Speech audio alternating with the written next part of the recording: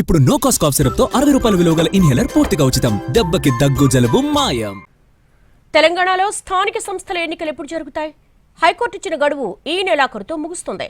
బీసీలకు 42% రిజర్వేషన్లు ఇచ్చాకే ఎన్నికలు నిర్వహించాలని సర్కారు భావిస్తోందా? దసరాకే రిజర్వేషన్ల ప్రకటన రానుందా? Let's watch. తెలంగాణలో స్థానిక సంస్థల ఎన్నికలపై క్లారిటీ రావడం లేదు.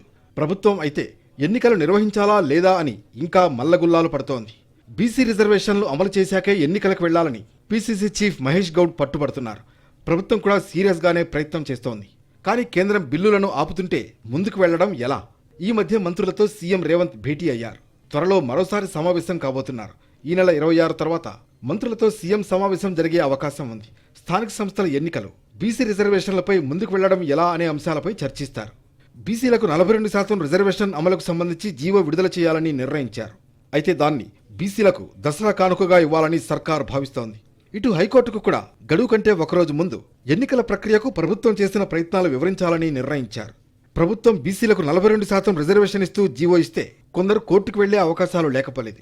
కోర్టులో ఏం జరగబోతుంది అనేది అంచనా వేయడంతో పాటు తదుపరి యాక్షన్ ప్లాన్పై కూడా త్వరలో జరగబోయే మంత్రుల సమావేశంలో చర్చించి నిర్ణయం తీసుకునే అవకాశం ఉంది.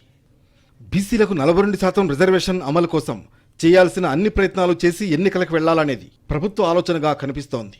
ఇంతలో కోర్టు ఏం చెప్పబోతుంది అనేది కూడా చూడాలని ప్రభుత్వం భావిస్తోంది. అన్ని అంశాలు పరిగణలోకి తీసుకుని ముందడుగు వేయాలనేది సర్కార్ ఆలోచన. ఏదేమైనా స్థానిక సంస్థలు ఎన్నికలు నిర్వహించాలనే సర్కార్ భావిస్తోంది. అయితే దానికి కొంత సమయం పట్టే అవకాశం మాత్రం ఖచ్చితంగా ఉంది.